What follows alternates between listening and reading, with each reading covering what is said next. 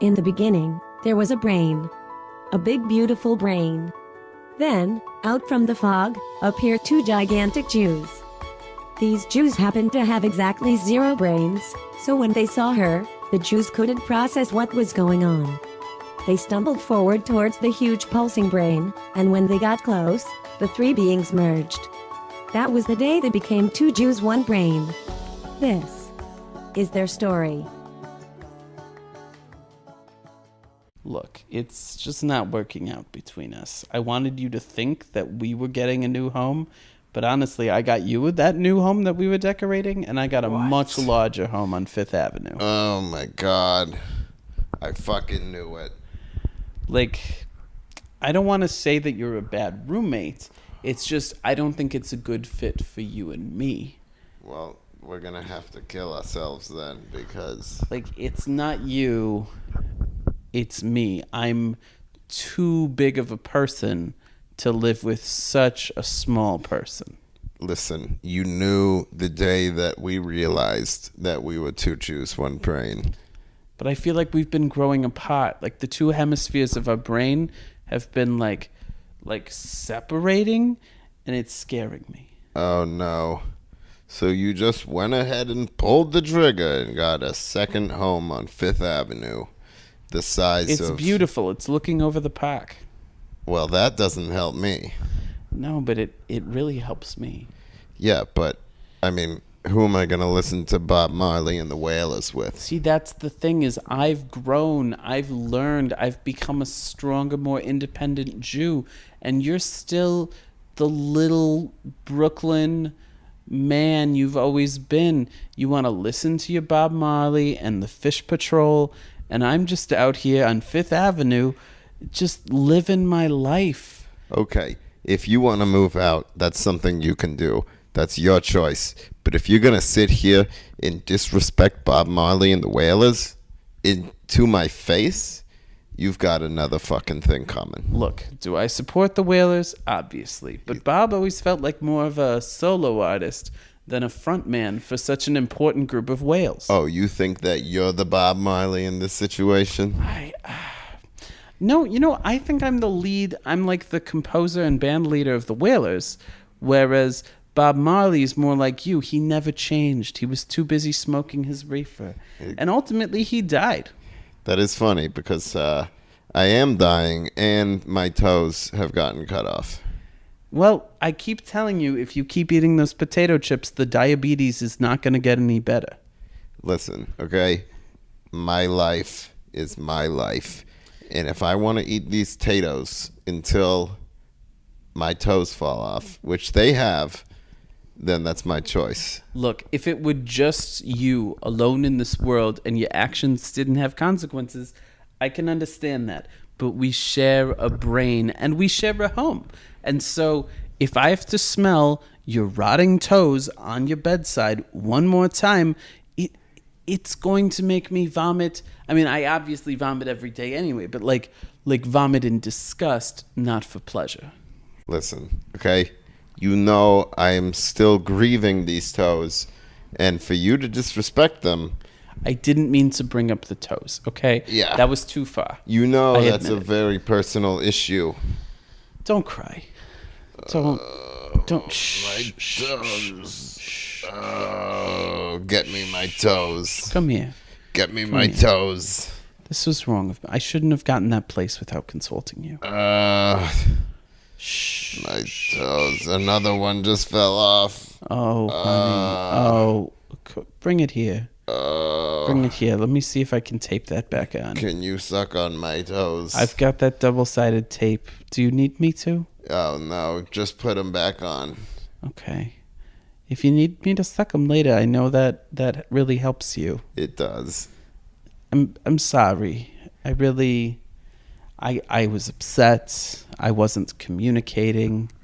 Maybe I just You just went and bought the 5th Avenue home. Maybe I just needed to get this out of my system. Part of me wants to go off and live that big independent life, but I'm not sure I'm ready for that. I'm only 74. I don't think you are either. You've barely built a boat by yourself. I'm sorry. I tried to build that boat, but ultimately I had the neighborhood kids float it down the Hudson. They all died too. They all Their died. blood is on your hands. And if I can't finish a boat, can I really think I can move out on my own and be an independent man? I don't think so. Am I really the lead singer of the Wailers, or am I just the tambourine player? I mean, Jennifer. Who said that you can't be both? That's fair. Jennifer truly was the weakest member of that band. Can we all admit it, though? Yes, Jennifer was a piece of garbage. I can't believe she only could play one instrument, and that instrument was the tambourine. Totally. Yeah, everyone knows Jennifer tore apart those Wailers. Bob Marley did his best on his own, but he was never the same. Exactly. Jennifer, I mean, she could shake a tambourine. Yeah, but still, weakest link. Yeah, I mean, she wasn't a good musician, but like when she shook that, it looked beautiful. Exactly. The problem was this was in an era before music videos, before you were playing live concerts on the television, so barely anyone could appreciate her beauty. And so, the band kept her around because she looked fantastic shaking that tambourine.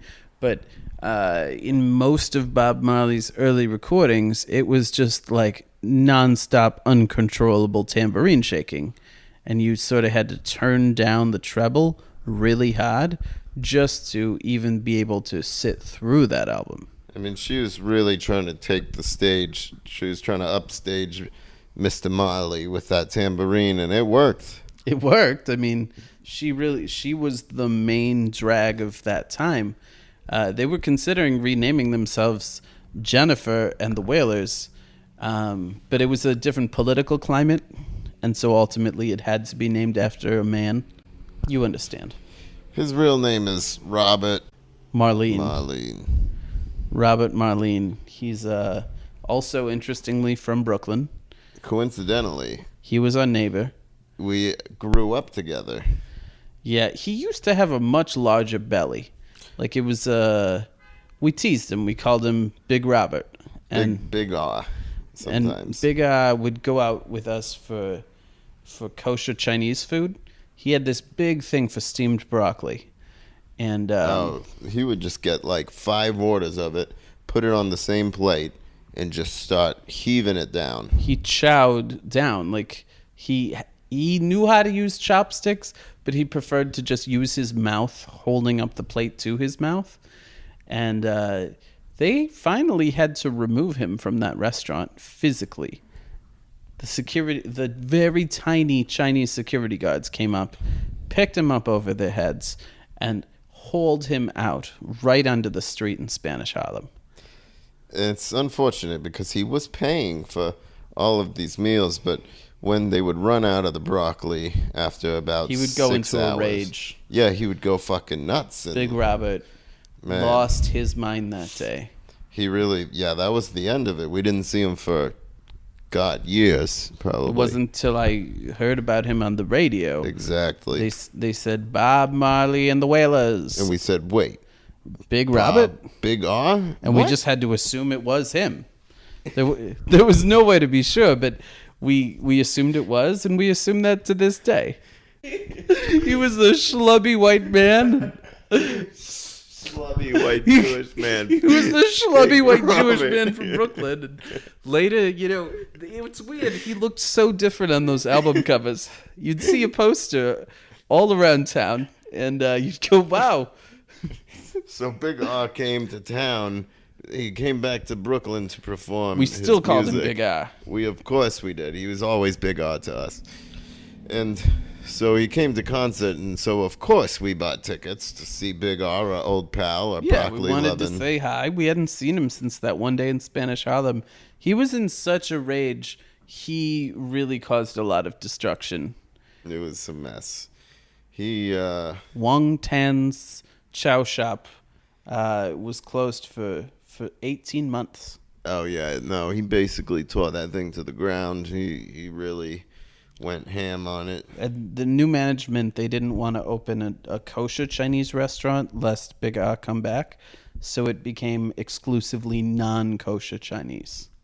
So we got the tickets to Big R's show. We Front row. Front row. 'Cause At we no want him to. insignificant cost to ourselves. Exactly. It was completely worth it. So. He changed, too. He got much more svelte.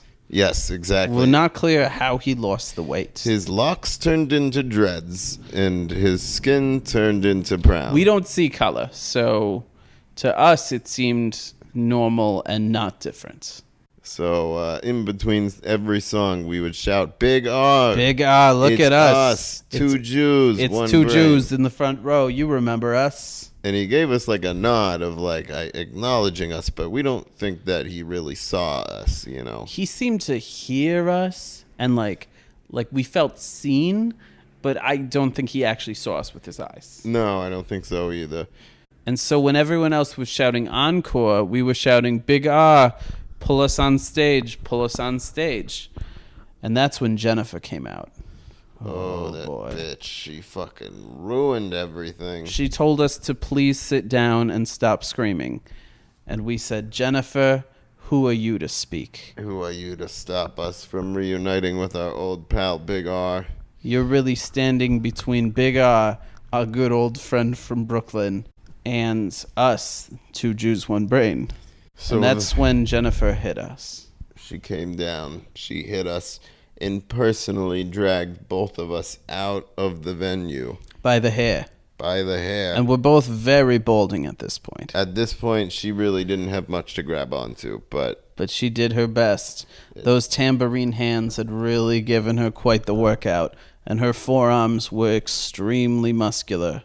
Jennifer was a strong woman, mostly in the forearms, from all that tambourine playing, and so when she picked us up by what little hair we each had, we started screaming. We started wailing. Just wailing, our arms and legs flailing. We And it were was at screaming, "Big R, Big R, help us. We're your old friends, two Jews, one brain." And it was at that moment that Big R, the man himself, Bob Marley, said, "Are those two Jews wailing out there? We could use some more wailers." And so he called us up on stage, and we said... Because at that point, the band name was just Bob Marley and Jennifer the Tambourinist. But we were wailing so loud, we'd actually stopped the whole show. Security walked up to Big Bob, Big R as we called him, and said, "Are you sure you want to bring those two on stage?" And he said, "Yeah, they seem great. They seem very loud with their wailing." And so security went and hit Jennifer really hard and dragged us up on stage. We continued wailing because what little hair we had was being ripped apart now by these huge security men. These men were at least 10 feet tall. They were 10 feet 2 inches, each one of them 420 pounds. And as we were being pulled on stage, we stopped wailing as we looked into Big R's eyes. And we said, "Big R, It's us, two Jews, one brain." do you remember us?" And he just closed his eyes and nodded. We weren't sure what he was nodding about, but as he began to strum that famous guitar, we wailed in unison. And it was at that moment that it clicked in Big R's head. He said, "I'm Bob Marley." But sometimes that's not enough. If there could just be a little addition to If only this there band. was... I'm really sick of being Bob Marley and Jennifer the Tambourinist. It's not working out so great with her. I'd really like to replace her with a backup band of some kind. I can't think of the name of these people, but they're wailing pretty hard. They're wailing so hard. I wish there was a name for that. So Bob continued. He brought us on tour, and it was still at that point just Bob Marley. And then 6 months later, he was like, "You know what? I think I cracked the code." We were out in Boston Harbor, and we were on a whaling expedition. We had just seen a white whale, and that was when Bob Marley said, "You know, it's funny that we're out whaling, because the first time I met you," and we said, "Actually, we grew up together," and he said, "Right. But the first time you came to that show, what I remember were your whales." You were wailing so hard. You were wailing so hard. What if we did like a crossover? What if I called you the Wailers, and we became Bob Marley and the Wailers. And that was the day we became Bob Marley and the Wailers. Thank you for listening to another wonderful episode of Two Jews, One Brain. This has been Two Jews, One Brain, with a song for all the kids at home. Sing along. Two Jews, one brain. Let's get together. Yep. Two Jews, one brain. Let's get together. Two Jews, one brain.